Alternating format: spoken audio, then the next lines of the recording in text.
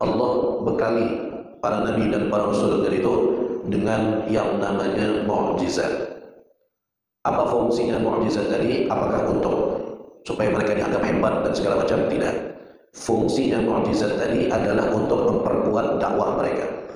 Kadang-kadang sebagian orang itu tidak percaya kecuali melihat sesuatu yang mengherankan baru percaya.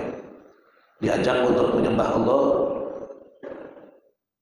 nggak mau, kecuali kamu memperlihatkan sesuatu yang mengagumkan baru saya mau. Kadang-kadang manusia begitu.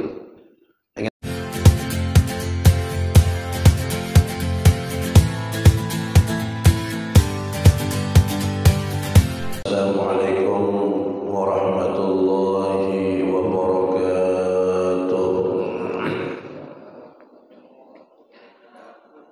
Bismillahirrahmanirrahim. Alhamdulillahi rabbil alamin. Wa bihi nasta'inu ala umuri dunya waddin. Wa sallallahu wa sallama ala sayyidina Muhammadin wa ala alihi wa sahbihi ajma'in. Subhanaka la ilma lana illa ma 'allamtana innaka antal alimul hakim. Rabbi shrah li sadri wa yassir li amri wahlul 'uqdatam min lisani yafqahu qawli bijahil nabi wa alihi wa sahbihi amma ba'd. Alhamdulillah, puja dan puji syukur kita aturkan kehadirat Allah Subhanahu wa taala atas limpahan dan curahan nikmat yang Allah masih takdirkan kita. Allah masih berkenan untuk memberikannya kepada kita sehingga kita masih bisa bertemu lagi di majelis kita ini, sekaligus masjid yang kita cintai ini, melaksanakan sholat subuh berjamaah. Kita lanjutkan dengan majelis ta'lim. Mudah-mudahan Allah terima segala amal ibadah kita. Allah jadikan amalan yang tulus dan ikhlas, tidak ada tujuan selain Allah Jalla Jalaluhu wa ta'ala fi'ulah, dan Allah lipat gandakan pahalanya. Amin ya rabbal alamin. Salawat serta salam tidak lupa pula kita haturkan ke hadirat junjungan kita, baginda Nabi kita, Nabi besar Muhammad sallallahu alaihi wa ala alihi wa sahbihi wasallam, dan juga kepada keluarga Rasulullah, sahabat-sahabat Rasulullah, dan orang-orang yang meneladani jalan baginda Nabi besar Muhammad sallallahu alaihi wa ala alihi wa sahbihi wasallam sampai hari kiamat nanti. Amin ya rabbal alamin. Hadirin dan hadirat jamaah yang dimuliakan Allah Subhanahu wa taala, alhamdulillah kita melanjutkan lagi pelajaran kita yang telah kita pelajari di dalam kitab Risalatul Jami'ah yang dikarang oleh Al-Habib Ahmad bin Zain Al-Habsyi. Pada pertemuan kita tadi malam sampai kita pada perkataan beliau, wa ayyadahu bil mu'jizatil zahirah. Allah Subhanahu wa taala selain mengutus nabi, mengutus para rasul, Allah bekali para nabi dan para rasul dari itu dengan yang namanya mukjizat. Apa fungsinya mukjizat tadi? Apakah untuk supaya mereka dianggap hebat dan segala macam? Tidak. Fungsinya mukjizat tadi adalah untuk memperkuat dakwah mereka. Kadang-kadang sebagian orang itu tidak percaya kecuali melihat sesuatu yang mengherankan baru percaya. Diajak untuk menyembah Allah, nggak mau, kecuali kamu memperlihatkan sesuatu yang mengagumkan baru saya mau. Kadang-kadang manusia begitu, pengen lihat dulu. Nah, makanya setiap para nabi dan para rasul Allah bekali dengan yang namanya mukjizat untuk memperkuat dakwah mereka, supaya orang yakin, supaya orang tambah percaya dengan kebenaran yang mereka bawa, dengan kesungguhan apa yang mereka sampaikan daripada Allah Subhanahu wa ta'ala. Apa mukjizat yang kita pelajari tadi malam? Mukjizat itulah amrun khariqun lil 'adah, perkara yang di luar kebiasaan, keluar daripada adatnya, itu namanya mukjizat. Tapi seperti yang kita sebutkan, perkara yang keluar daripada adat kebiasaan itu ada 6 macam. Yang pertama sudah kita jelaskan tadi malam, yaitu adalah irhasat. Namanya irhasat. Apa itu irhasat? Irhasat adalah segala sesuatu yang terjadi di luar akal pikiran manusia terhadap para nabi dan para rasul, akan tetapi sebelum mereka diangkat jadi nabi dan rasul. Namanya irhas.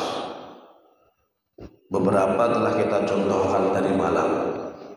Rasulullah SAW adalah yang paling banyak itu irhasatnya. Semenjak beliau lahir itu sudah berbagai macam irhasat sudah yang muncul, seperti padamnya api Majusi yang 1000 tahun tidak pernah padam, tiba-tiba padam malam kelahiran Rasulullah SAW. Seperti runtuhnya tiang-tiang kerajaan Kisra malam lahirnya Rasulullah SAW. Itu dari awal lahirnya terus sampai beliau diangkat menjadi nabi dan rasul. Pokoknya dari sebelum beliau umur 40 ke bawah, hal-hal yang terjadi daripada keajaiban-keajaiban itu namanya irhas. Tapi tidak hanya pada diri Nabi Muhammad saja, nabi-nabi yang lain pun juga ada. Contoh seperti Nabi Isa misalnya. Nabi Isa itu berbicara ketika masih kecil. Berbicara. Ketika orang-orang ramai menuduh ibunda beliau Siti Maryam melakukan perbuatan yang jelek sehingga menghasilkan anak, Nabi Isa itu kan tidak ada suaminya, kok tiba-tiba punya anak. Orang-orang mengatakan laqad ji'ti syai'an fariyah. Kamu telah mendatangkan sesuatu yang buruk nih wahai Maryam. Untuk menepis itu anggapan itu, maka Nabi Isa berbicara di hadapan mereka. Qala inni Abdullah ataniyal kitab wa ja'alani nabiyya. Kata Nabi Isa, masih digendong nih, masih kecil, baru lahir. Saya adalah hambanya Allah. Ataniyal kitab, dia berikan saya kitab, wa ja'alani nabiyya, dan dia jadikan saya seorang nabi. Wa ja'alani mubarakan aynama kuntu, dan Allah jadikan saya dipenuhi dengan keberkahan dimanapun saya berada. Wa awsani bis salati waz zakati ma dumtu hayya, dan saya diberikan kewajiban oleh Allah untuk sholat dan menunaikan zakat selama saya hidup. Wah, lancar. Nabi Isa berbicara masih digendong. Nah, itu juga termasuk irhasat. terjadi pada diri seorang nabi sebelum diangkat menjadi nabi dan rasul. Yang kedua mukjizat. Yang pertama irhas, yang kedua mukjizat. Mukjizat sama seperti irhasat tadi, bedanya hanya terjadinya setelah mereka diangkat menjadi nabi dan rasul. Maka hal-hal yang menakjubkan yang terjadi setelah itu berubah istilah dengan nama mukjizat. Intinya sama aja sebenarnya. Irhas dengan mukjizat sama aja. Nah, cuma pengistilahan saja dibedakan sama ulama. Bagaimana mungkinnya terjadi irhas? Ya semungkin itu juga terjadi sebagai mukjizat. Persis sama.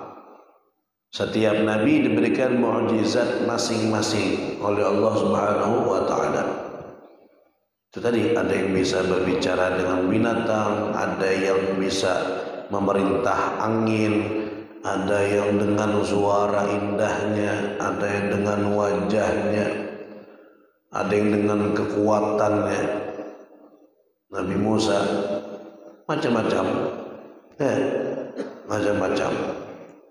Tapi semua tadi itu yang Allah berikan mukjizat kepada nabi-nabi yang lain, itu semuanya Allah kumpulkan, Allah berikan kepada Nabi besar Muhammad sallallahu alaihi wa ala alihi wa sahbihi wasallam. Dikatakan dalam qasidah Burdah, wa kulluhum mir rasulillahi multamisun gharfan minal bahri aw rashfan minad diyami. Semua nabi-nabi tadi mengambil bagian dari Nabi Muhammad SAW. Ada yang banyak seperti mengambil air di lautan, ada yang sedikit seperti menamai air hujan. Macam-macam, tergantung kadar apa? Kadar mereka masing-masing. Tapi tetap intinya ngambilnya dari Rasulullah SAW. Jadi dari Nabi Muhammad SAW. Nah, jadi paling banyak mukjizat Nabi Muhammad. Tapi dari sekian banyak tadi, mukjizat yang paling hebat adalah mukjizat Al-Quran. Itu paling hebat.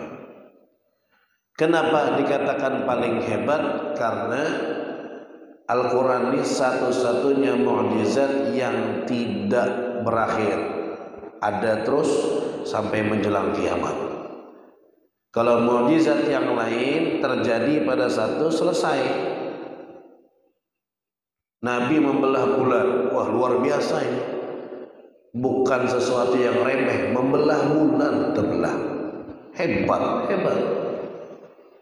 Tapi setelah itu selesai, orang masa situ aja yang menyaksikan. Kita sekarang tidak ada. Nabi Isra dan Mi'raj, mukjizat dahsyat. Tapi apakah mukjizat yang paling afdal? Tidak. Sebab apa? Terjadi saat itu selesai. Selesai. Orang yang pada masa itu saja yang menyaksikannya. Begitu pula mukjizat yang lain kecuali Al-Quran. Dari zaman Nabi Muhammad sampai kita sekarang kita saksikan. Tidak sampai sekarang aja, sampai menjelang hari kiamat akan terus ada. Kata Imam Busiri, damat seladaina fafaqat kulla mu'jizatin minan nabiyyina idja'at walam tadumi. Al-Quran itu yang selalu ada di sisi kita terus. Maka karena dia tidak ada akhirnya, tidak berhenti, maka Al-Quran mengungguli setiap mukjizat apapun. Sebab mukjizat selain Al-Quran idja'at, ketika dia terjadi, walam tadumi, selesai, tidak berkelanjutan sampai kita sekarang. Masya Allah. Al-Quran mukjizat paling afdal. Terus ada lagi sampai menjelang kiamat. kalau sudah menjelang kiamat Allah baru angkat itu Al-Quran. Nanti menjelang kiamat ada waktunya, nanti ketika kita tidur bangun subuh mau baca Al-Quran, ambil mushafnya, dibuka kosong, tidak ada hurufnya sama sekali, tidak ada tulisannya, kosong.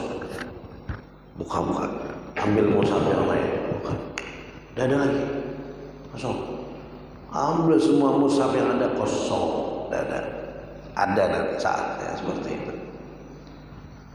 Ketika mau baca, dia baca dengan hafalan, mau apa ya, lupa.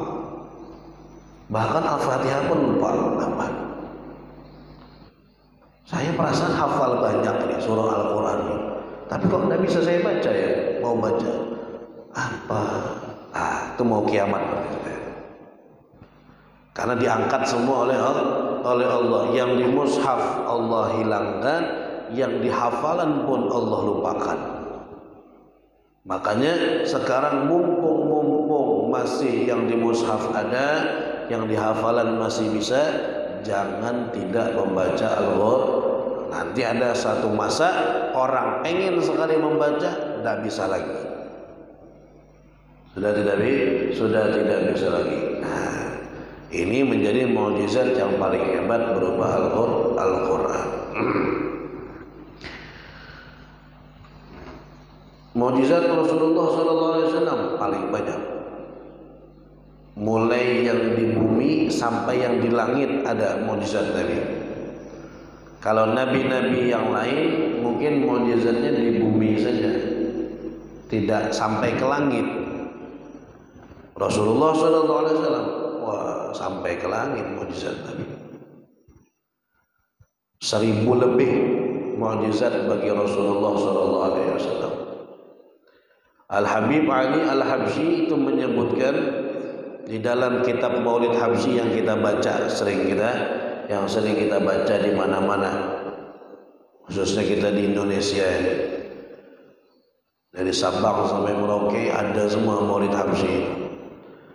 Di dalam kitab Maulid Habsyinya, di dalam maulidnya, Al-Habib Ali mengatakan di antara mukjizat Nabi, wa minha takthirul qalil wa bur'ul alil wa taslimul hajar wa ta'atul syajar wa insyiqaqul qamar. Di antara mukjizat Rasulullah, kata Al-Habib Ali, apa? Takthirul qalil, membanyakkan yang sedikit. Itu mukjizat Nabi. Sesuatu yang sedikit dijadikan banyak oleh Nabi. Namanya takthirul qalil, memperbanyak yang sedikit. Ini tidak sekali dua kali kejadian ini, sering kali terjadi. Ada seorang sahabat namanya Jabir bin Abdullah.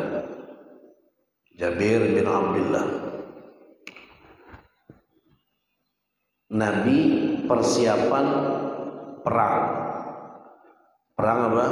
Perang Khandaq. Perang Khandaq itu adalah peperangan orang-orang musuh-musuh Islam bergabung, berkoalisi, ingin memerangi sahabat yang ada di kota Madinah, mau diserang kota Madinah ini. Jumlahnya sudah tidak usah dihitung lagi, sangat banyak betul. Karena mereka berkoalisi, berbagai bangsa dikumpulkan untuk menyerang Nabi dengan para sahabat di Madinah.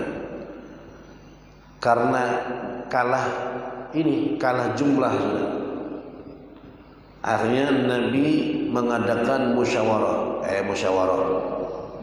Itulah hebatnya musyawarah, harus.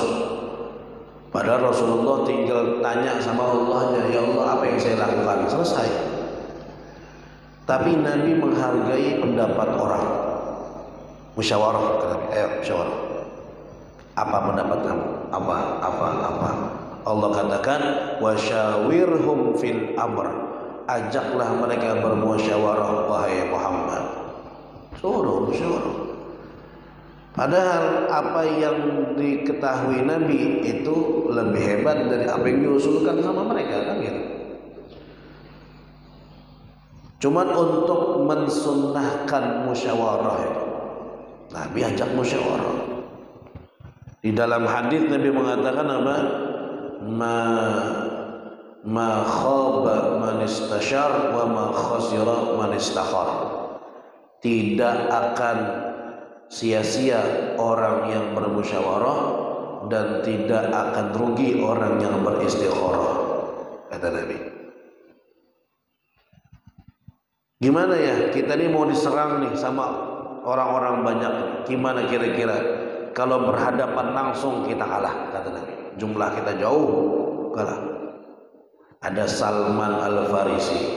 Kata Salman, wahai Rasulullah, kita itu kalau lagi perang mau diserang dengan jumlah yang jauh lebih banyak, kita bikin parit. Kita bikin parit supaya orang tidak bisa masuk ke tempat kita. Digali parit besar, jadi orang mau menyerang tidak bisa. Kalau ada yang mencoba turun, kita panahi habis. Jadi jumlah banyak tidak bermanfaat, tidak ada fungsinya kalau kita bikin parit begitu. Kata Nabi, betul, kita bikin parit. Nabi galilah keliling kota Madinah, parit besar. Makanya namanya Khandaq. Khandaq itu artinya parit. Oke, Pak? Parit. Gali. Perjuangan luar biasa menggali parit itu. Wah, masalahnya kalau kita sekarang ini kerja bakti nyaman, ada minumnya, ada makannya, belum lagi cemilannya, gorengannya. Kita sampai kerja bakti minum, ada air mineralnya, ada sirupnya, ada es ininya. Sampai waktunya makan macam-macam. Nanti ada siang menyelingi, sanggar, pisang goreng, oh nyaman kalau kita kerja bakti. Rasulullah pada saat itu tidak ada yang dimakan, kerja sambil lapar, tidak ada yang diminum. Menggali parit itu tidak gampang. Sampai sebagian sahabat apa? Mengganjal perutnya dengan batu, ganjal, supaya mengurangi perihnya lapar, ganjal batu. Sampai datang ke Rasulullah, ya Rasulullah, lapar ya Rasulullah. Nina beganjal batu. Apa kata Nabi? Nabi buka bajunya, 2 biji batu Nabi. Kamu cuma 1, saya 2 sudah. Saya sudah pakai 2 batu nih mengganjal. Oh iya Rasulullah. Ada seorang sahabat namanya Jabir bin Abdullah. Kata Sayyidina Jabir ngelihat kesian Nabi lapar nih. Lapar betul kayaknya Nabi ini. Pulang dia ke rumahnya, tanya istrinya, adakah makanan? Saya pengen betul ngasih makan Nabi, kesian lapar kayaknya. Kata istrinya, ada, cuman cukup untuk ya 2-3 orang lah. Roti masih bentuk apa? Adonan, belum dibikin roti, belum. Cukup berapa? 2-3 orang. Oke, saya mau undang Nabi ya. Nabi dengan 2 orang lah sahabat yang lain. Siap. Didatangi sama Sayyidina Jabir, bisik supaya tidak kedengaran yang lain, kan tidak enak kedengaran yang lain. Cukup untuk 2 orang aja.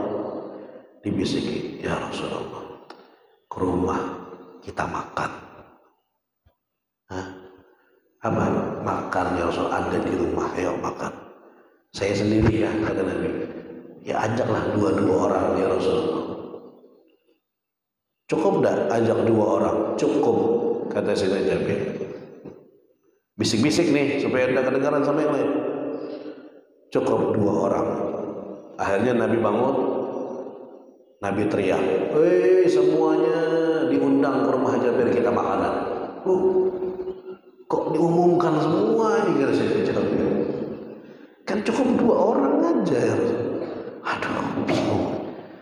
Kok diumumkan semua sama Nabi? Orangnya ribuan itu yang menggali itu. Waduh, tidak salah kan Nabi? Ya Rasulullah, cukup bertiga aja. Sudah, diam aja kata Nabi.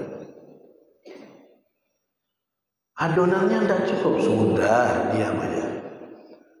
Kamu sekarang tugasnya pulang, ya, pulang ke rumah, suruh istrimu manggil perempuan-perempuan lain yang banyak.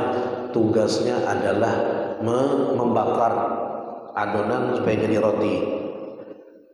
Nanti yang ngadon saya, yang ngadon saya. Dan itu adonan taruh dalam panci, jangan dibuka sampai saya datang. Jangan dibuka sampai saya datang. Dah, itu aja tugasmu, tidak ada yang lain. Adonan taruh panci, tutup, jangan dibuka. Perempuan-perempuan Madinah panggil, suruh masak. suruh masak. Oh ya, lari. Sambil galau nih, ya Allah, ini manusia sebanyak ini ya. Dia tahu kan adonannya sedikit, tapi nurut aja apa kata Nabi.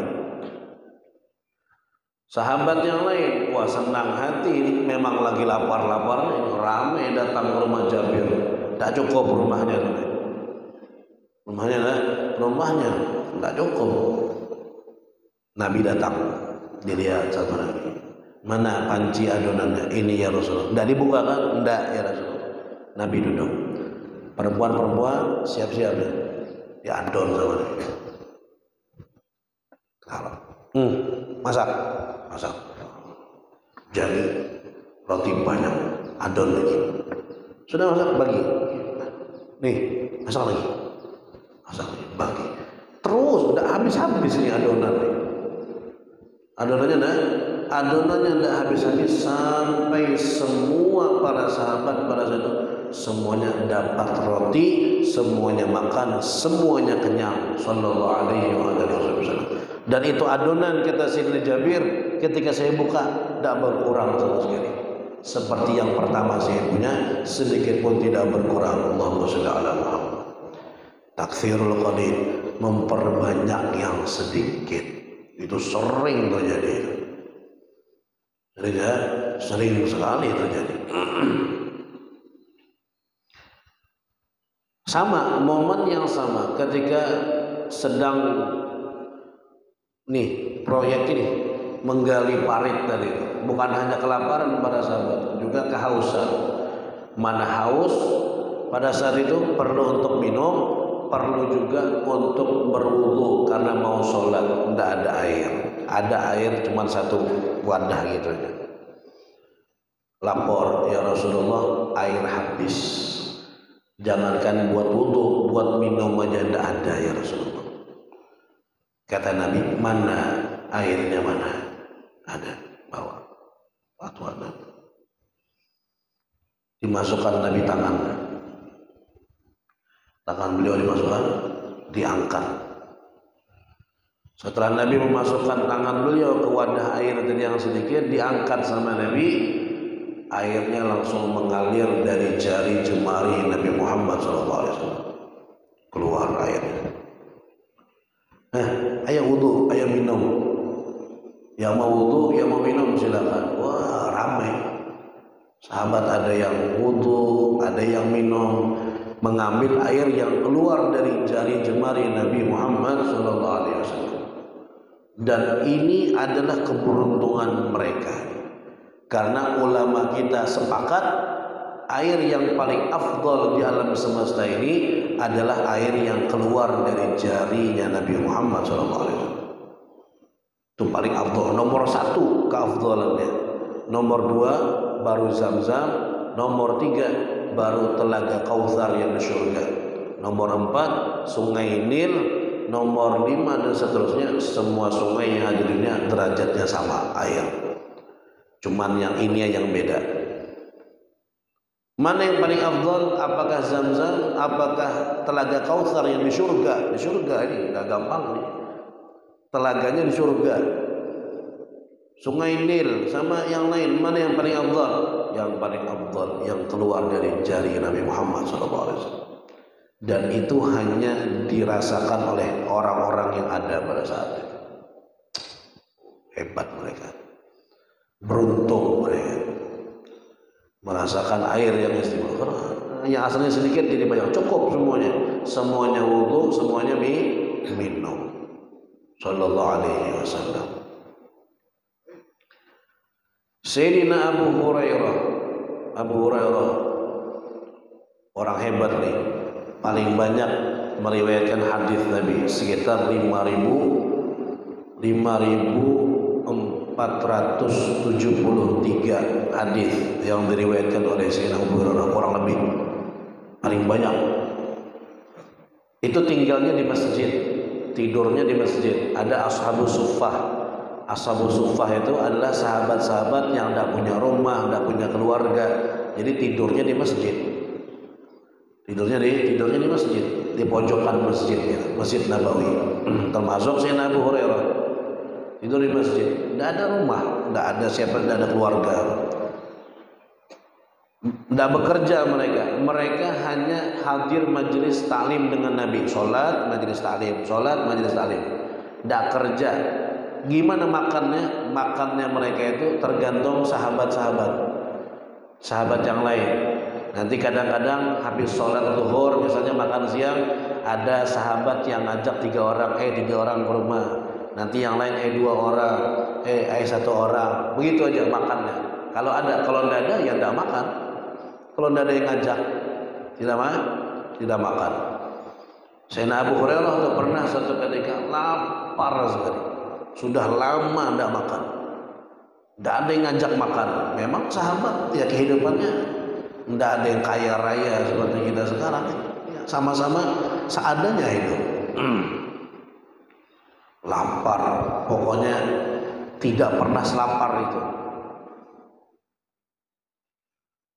Akhirnya dia apa? Kalau jar bahasa kita itu cari-cari perhatian, menampak-nampakkan wajahnya gitu di hadapan Nabi. Barangkali Nabi tanya, sudah makankah? Nah itu maksudnya, saking laparnya, saking laparnya. Betulan ditanya sama Nabi, sudah makannya? Belum. Laparnya Rasulullah, lapar. Nabi pulang ke rumah, tanya sama istrinya, adakah makanan? Ada air susu ya Rasulullah, 1 cangkir. Air susu 1 cangkir.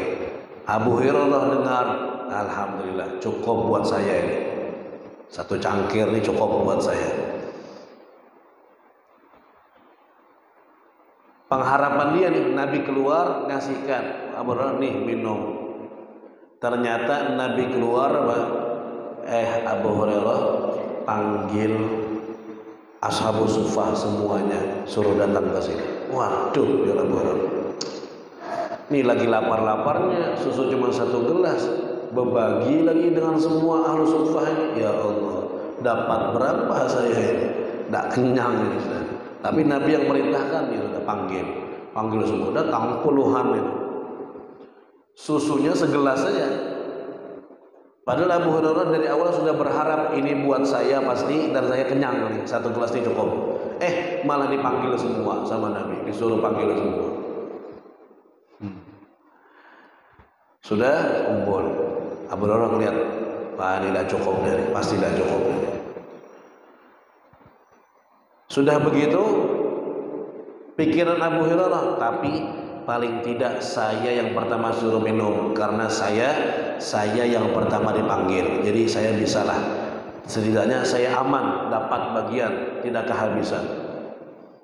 Ternyata Nabi mengatakan, Abu Hurairah sini, nih pegang gelas, minum. Enggak, tugasmu adalah ngasih minum yang lain dulu, baru kamu yang terakhir. Waduh, cocok sudah. Tapi karena Nabi yang nyuruh, ya sudah minum, sambil lihatin, masih ada, kasih lagi orang sebelah itu, masih ada. Takut habis, dia yang pertama, malah dia yang terakhir sudah minum sebelah. Subhanallah, keliling gitu, Abu Hurairah keliling. Habis sahabat Nabi minum, ahlu sufah selesai. Gelas dikembalikan ke Rasulullah. Sini ya Rasulullah, sudah selesai semuanya. Kamu sudah minum? Belum. Isyrab, minum. Maka kata Sayyidina Abu Hurairah, fasyaribtu, saya minum. Hatta rawitu, sampai saya kenyang. Yang segelas tadi saya minum sampai saya kenyang. Saya serahkan lagi kepada Nabi. Nabi mengatakan, ya Abu Hurairah, isyrab, minum lagi. Saya minum lagi. Hatta rawitu, sampai saya kenyang lagi. Saya kembalikan. Ya Abu Hurairah, isyrab, minum lagi. Sampai saya kenyang. Kata Nabi, Abu minum lagi. Ya Rasulullah, tidak ada tempatnya lagi dah. Tidak ada lagi. Mau taruh di mana? Tidak ada. Ini udah sampai sini dah nih, ya Rasulullah. Subhanallah. Setelah itu baru diambil sama Nabi. Sudah ya? Sudah. Yakin? Yakin. Diambil sama Nabi, diminum. Nabi yang terakhir. Apa kata Nabi? Sayyidul qaum akhiruhum fi syurbi. Pemimpin suatu kelompok itu kalau ada makanan minuman dia yang terakhir, bukan yang pertama. Maka saya yang terakhir, kata Nabi. Nabi minum terakhir. Subhanallah. Saya Nabi Allah, astagfirullahaladzim. Saya kok sempat menyangka yang danda tadi itu. Segelas tadi cukup kenyang berlebihan. Bukan sekedar cukup aja, cukup kenyang lebihan. Sallallahu alaihi wa ala alihi wa sahbihi wasallam.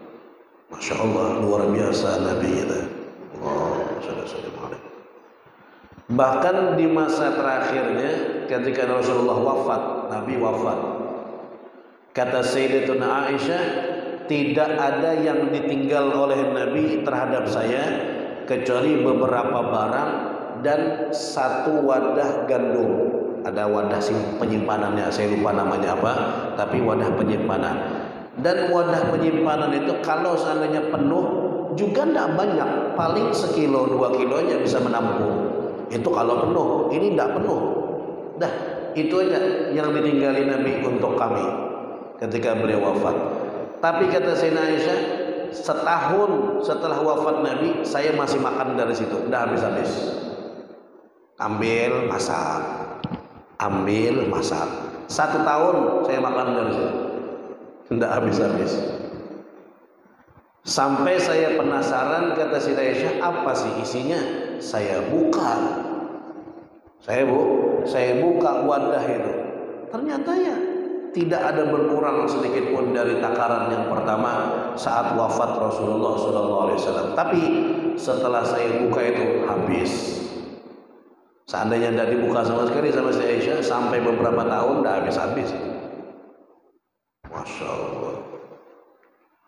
Takthirul qalil, memperbanyak yang sedikit. Wabur'ul alil, dan menyembuhkan orang yang sakit. Berapa banyak kam abru'at wasibam billam sirahatuhu, berapa banyak orang yang sakit disentuh dengan tangan Nabi maka menjadi sembuh dan tidak pernah sakit lagi sama sekali.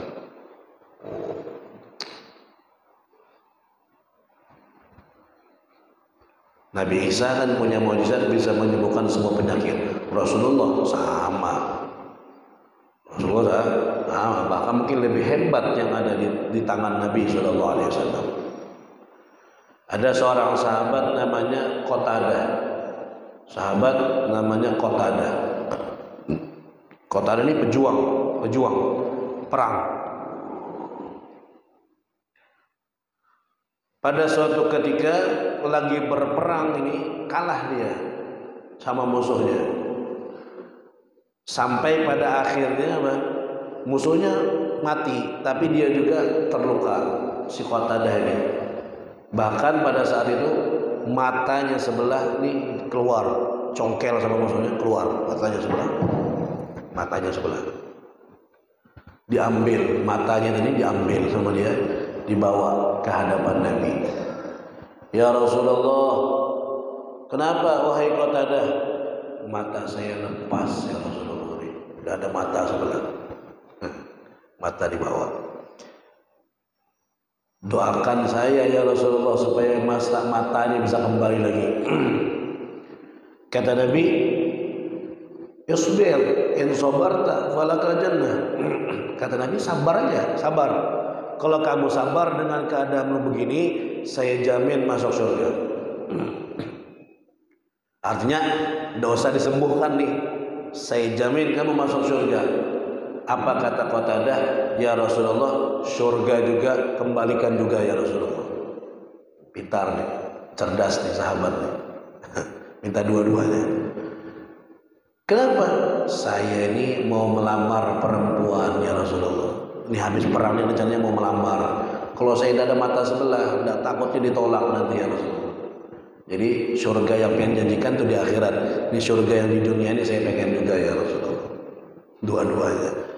Senyum Nabi, oh pintar nih, cerdas nih sahabat. Mana matanya? Diambil sama Nabi matanya. Sini, kita taruh, diusap kembali seperti semula.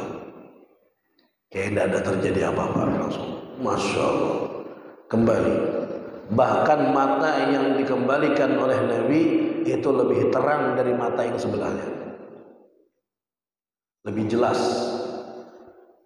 Kalau seandainya Qatadah itu kena sakit mata, yang sakit cuma mata yang sebelah aja. Yang sebelah yang disentuh oleh Nabi tidak pernah sakit mata sama sekali. Sampai meninggal dunia, yang kabur matanya yang sebelah aja. Yang pernah disentuh Nabi dan dikembalikan oleh Nabi tidak pernah kabur sama sekali sampai meninggal dunia Qatadah. Masya Allah. Burul Alil. Menyembuhkan penyakit itu banyak terjadi. Sayyidina Ali bin Abi Thalib suatu ketika kena sakit mata parah sampai tidak bisa buka mata, jalan aja dituntun. Kata Nabi, "Aina Ali? Mana Ali? Sakit ya Rasulullah." Panggil. Sini. Ya Allah, dicukup. Langsung sembuh. Hilang sakit matanya dan tidak pernah sakit mata lagi sampai meninggal dunia. Sallallahu alaihi wasallam. Takfirul qalil wa mur'ul alil wa taslimul hajar, dan diantara mukjizat Nabi bebatuan memberikan salam kepada beliau, bahkan bebatuan bertasbih di tangan Nabi. Nabi ngambil batu, taruh telapak tangan. Ini batu bertasbih, subhanallah, subhanallah, subhanallah. Nyaring, didengar semuanya. Allah, subhanallah, batu ini. Tasbih, Allah, subhanallah.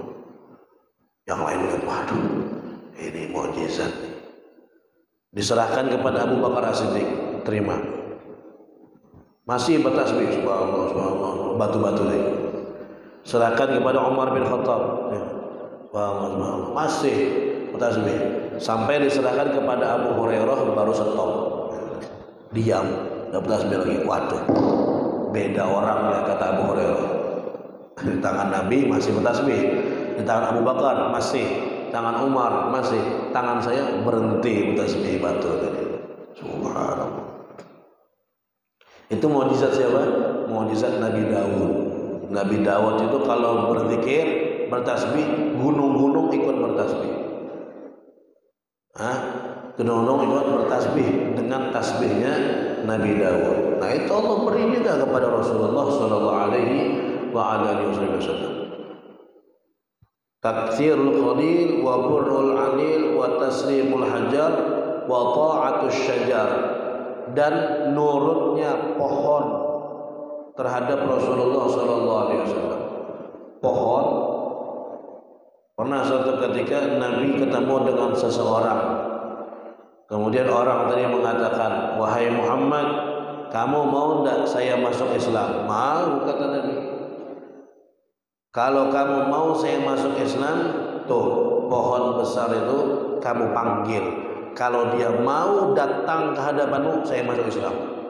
Jadi orang ini nantang, saya bakal masuk Islam kalau Rasulullah mampu memanggil pohon besar itu. Kan mustahil, hukum manusia mustahil. Bagaimana pohon dipanggil? Pohon besar. Kata Nabi, serius ya, janji ya, sumpah ya, kamu bakal masuk Islam kalau saya lakukan. Iya. Dipanggil sama Nabi, wahai pohon, sini. Betul datang pohon tadi. Pohon besar di ujung, goyang-goyang pohonnya, mengeluarkan akar-akarnya. Sudah akarnya keluar semua, jalan. Ini orang yang minta perlihatkan takut sendiri. Waduh, ini pohon jalan betulan. Sampai ke hadapan Nabi, sujud pohon tadi. Kata Nabi, lihat ya, yang kamu minta tadi, masuk Islam ya? Iya, saya masuk Islam. Tapi kembalikan dulu pohon ini. Ngeri saya melihat ya Allah. Kata kembalikan pohon, kembali pohon tadi ke tempatnya, dimasukkan lagi akar-akarnya, tutup kembali seperti semula, kayak tidak terjadi apa-apa. Maka si orang tadi langsung masuk Islam dan langsung bersujud di hadapan Nabi. Dilarang sama Nabi, jangan, tidak boleh sujud dengan makhluk, sujud hanya untuk Allah Subhanahu wa Ta'ala. Ya, kamu kalau mau menghormati boleh salaman, cium tangan, ya, tapi kalau sujud tidak boleh.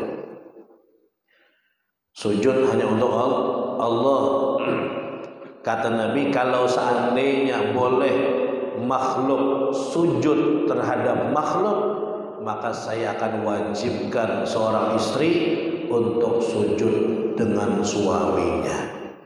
Saking besarnya hak seorang suami yang harus diberikan oleh istri. Seandainya boleh, Allah katakan boleh manusia sujud dengan manusia, maka orang yang paling pertama saya wajibkan sujud adalah istri sujud dengan suaminya. Saking tidak boleh, saking tidak boleh. Jadi jangan sujud. Kalau kita mencium kaki orang tua misalnya, itu kan bukan sujud namanya. Kita menghormati, bukan sujud sebagaimana ibadah kita kepada Allah. Itu yang tidak boleh. Itu yang tidak boleh. Wa ta'atus syajar, pohon aja nurut sama Nabi. Wa insyiqaqul qamar, dan terbelahnya bulan dibelah jadi dua. Datang pembesar Quraisy, wahai Muhammad, kalau kamu bisa membelah bulan jadi dua, kita nih masuk Islam. Kata Nabi, betul, janji. Iya, dipikirnya Nabi tidak mampu sama mereka membelah bulan. Betul ya, betul. Diginikan sama Nabi, belah dua bulan, satu di sana, satu di sana. Ini yang lihat, wah, iqtarabatis sa'atu wa insyaqqal qamar, Allah katakan terbelah bulan di tangan Rasulullah SAW, belah.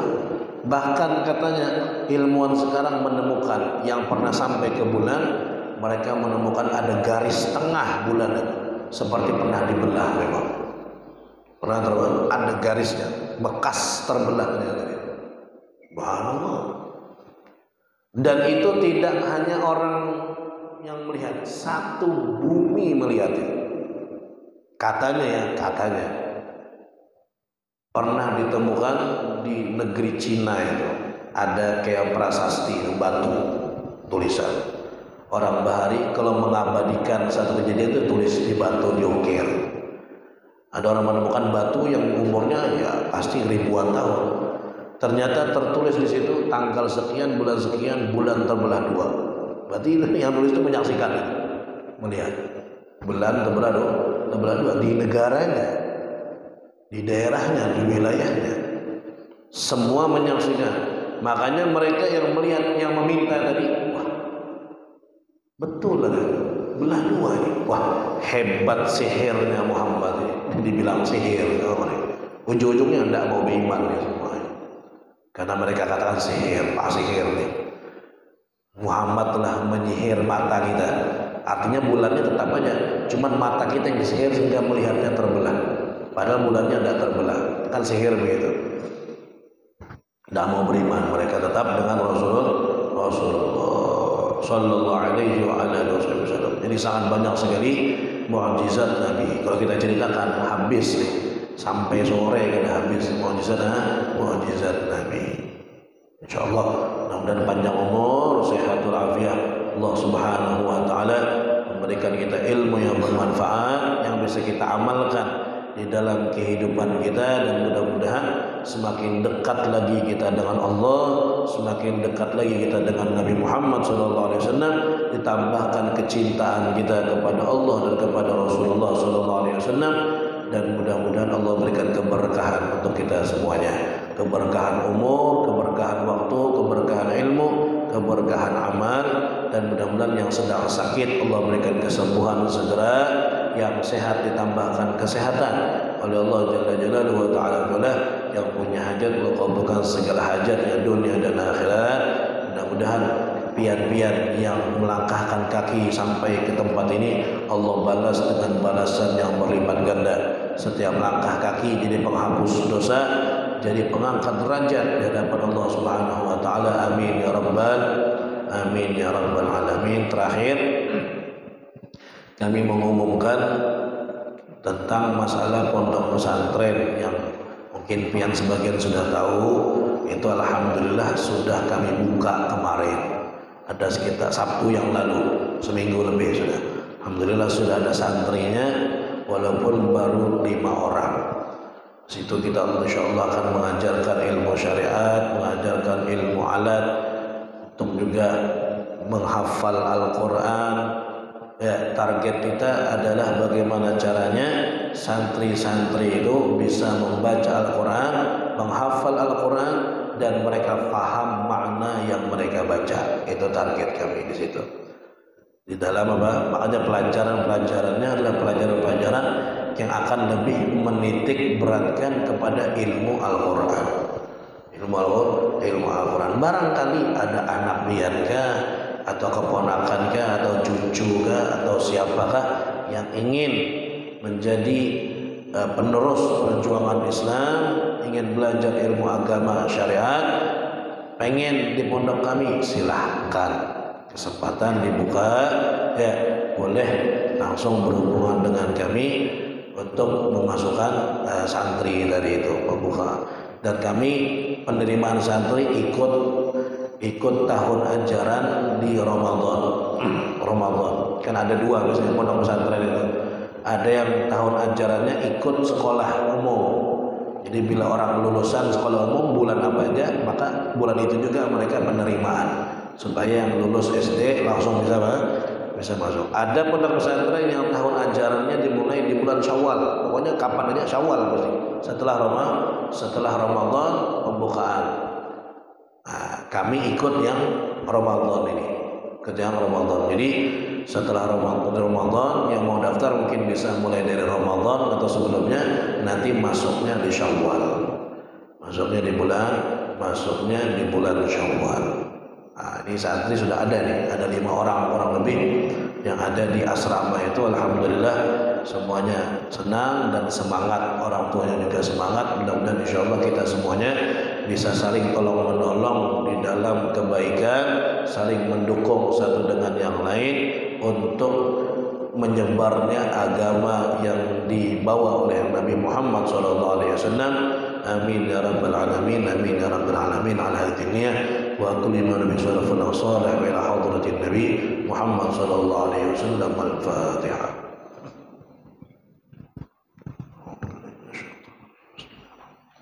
Alhamdulillah rabbil alamin.